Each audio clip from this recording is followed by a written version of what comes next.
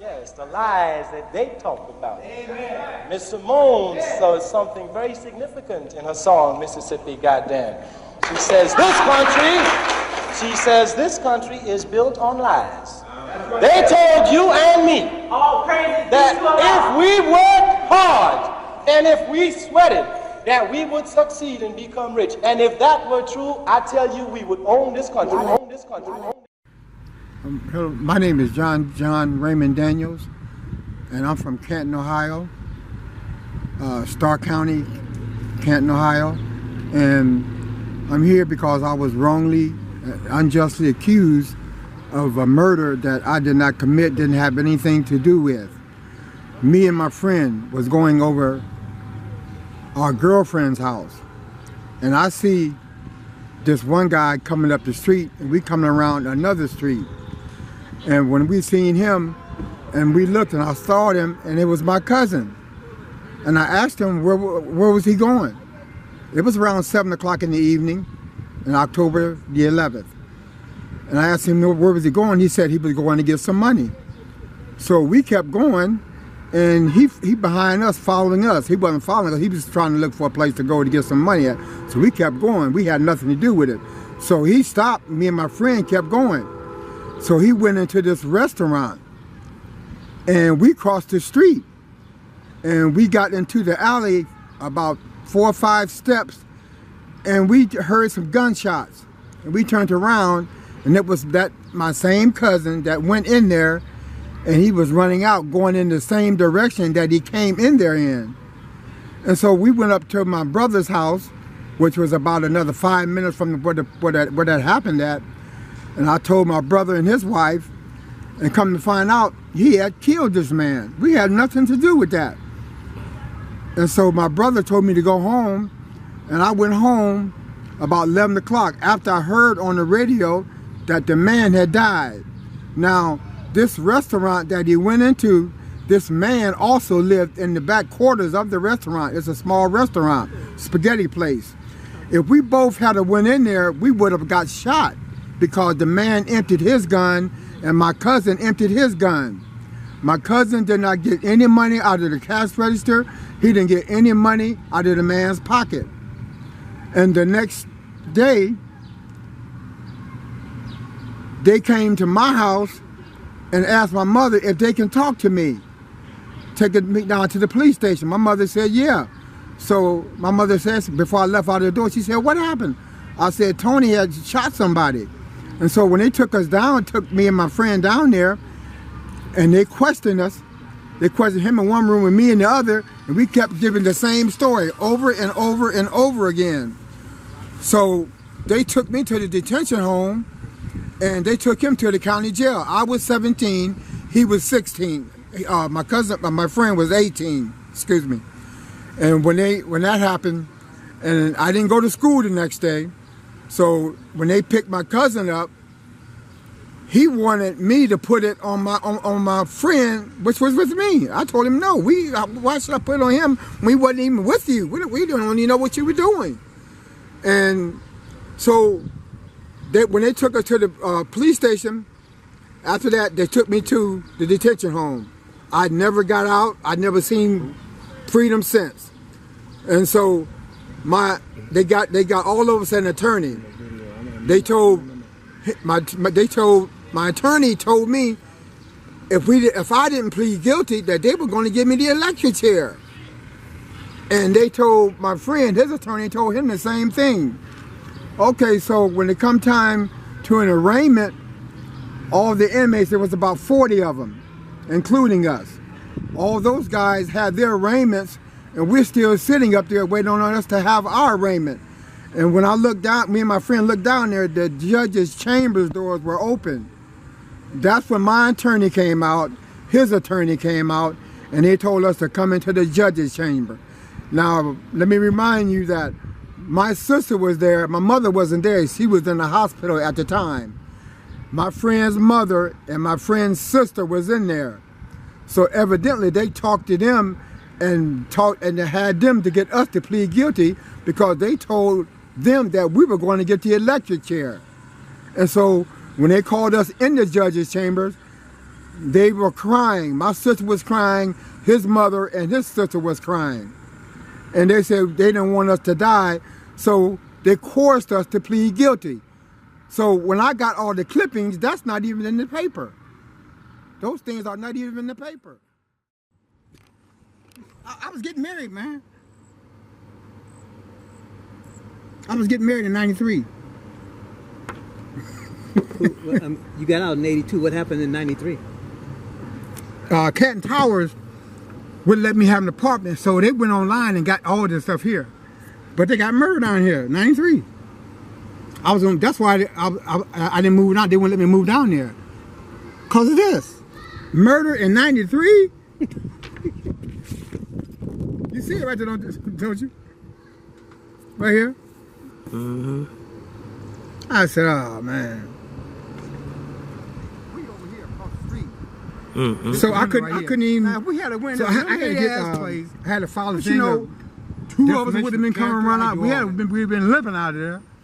So I said, This the window right here, that little bitty window, because they live in the back of the house. That's a house back there. Yeah, Robert Slade's owner. Robber, not slop robbers, because he pled guilty for. He pled guilty to 3 different. It seemed like they just put somebody in jail just to say they got somebody. Yeah. That's why I showed you the other one. It says they let him out for a funeral. Only the immediate family was supposed to come out. They let him out. I looked back. I seen it because at my dad's funeral. I looked back. I seen this nigga in civilian clothes. Some said maybe he didn't go to court yet or what. I didn't know what was up. Come to find out, they let him out, and he never went back. He never went back. So he didn't do to no 21 years old. And when you mentioned about Ferruccio and them and Sam Persis, her middle name was whatever Persis Angela Antoni. So she was something kin to the damn mayor as well as the Ferruccios. They had to be. They all was in the rock in the same boat. Back then, all that shit they was doing, man. Oh man, just little bitty rap. Mm-hmm. So I couldn't even. So I had to get. I had to file the thing of defamation of character. I had to do all that, man. So I said, forget it. Y'all don't want me to move down for whatever reason. I ain't moving on, and I didn't. I'm glad I didn't. Now I'm gonna get you a picture of the place. And what year is this? This is '93. I got these police records I got last year, Okay. in 2017, from the police station. I'm down and I had to pay to get them. Right. I got them in here. I got without even reading them over there. The one thing I didn't know was they told her in the judge's chamber that they was gonna kill us if we didn't plead guilty. Well, we were there for arraignment, and they got rid of. They took care of all the inmates, and we left there sitting down. And about 5 minutes later, here come my attorney and my friend's attorney, and they told us, motioned us to come on down from where we were sitting at. And we goes in the judge's chambers. I come to find out I didn't have no support. My mother was in the hospital. I'm thinking my sister had came down to support me, so I didn't have no support. But anyway, in the judge's chambers, while we were up there waiting on these other inmates to get arraigned, they told my friend's mother and his sister that if we didn't plead guilty to something we didn't do, that they were going to kill us. And so that's when they came out crying. I'm wondering why his mother and his sister came out crying, and they said, well, we don't want y'all to die. Go ahead and plead guilty, while they were crying. Someone, why is y'all crying like that? So Buddy said, my friend said, why plead guilty when we didn't do anything? That was the reason why we pled guilty. We were coerced to do that. Otherwise, they were going to kill us. I don't believe that. That was just said because we were young, dumb, and we were black and didn't know anything about the law. That's the reason why we were sent to prison on something that we didn't do. On top of that, my father pleaded guilty. My father killed himself. He hung himself. That wasn't enough to give us justice, or is the system that rigged just so somebody had to pay for something that somebody else had to pay for and we didn't do it? if the man y'all got pleaded guilty to it, how come it couldn't have stopped there? But anyway, the girl that was in the judge's chambers, she is still living. We got access to her. She can be there and tell everything that was said besides what I just said. She told, they told her if we didn't plead guilty that we were gonna be killed, let alone the electric chair. How you gonna kill me if we don't get the electric chair? Which one is it? First they said electric chair, then they said And he got away with murder. That's what it basically did. Got away with murder. Yeah. Cause we looked back. I said, damn, this nigga did. I said he did. I didn't know what he did. I said he done did something. So I'm thinking that this nigga might be wounded. He just running out somewhere so he can go somewhere to hide somewhere and try to lick his wound. That nigga got shot in the pants leg. That was it. So when he shot the man was so out of it he couldn't aim right. He emptied his gun too.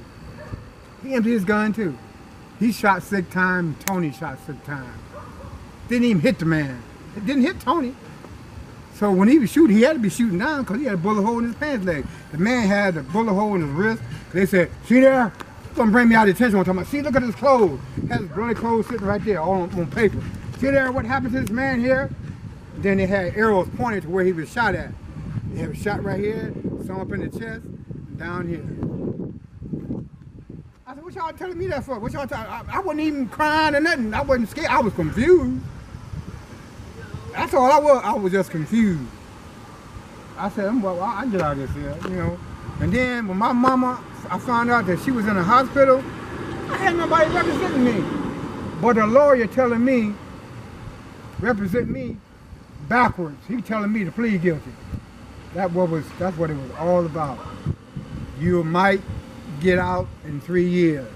You'll go to the parole board. I never forget that. You'll go to the parole board every 3 years, and the first time you go to the parole board, you'll get out. Now see, I didn't know anything about prison when you go to parole board or you got a murder case, how many times you go, when you go.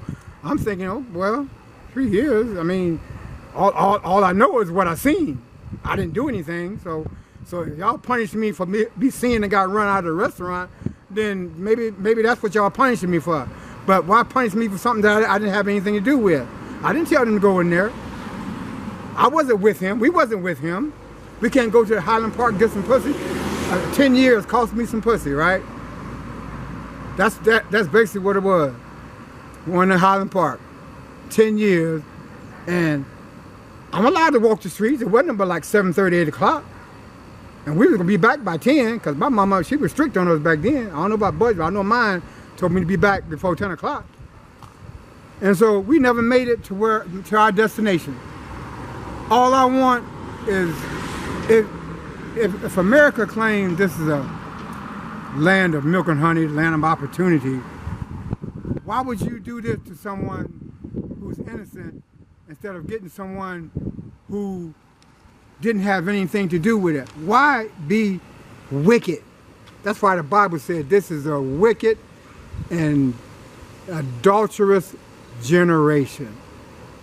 Just because the man had people in positions where they can have somebody killed or have something done to him, that doesn't mean someone that didn't have anything to do with something, because you people have a little clout.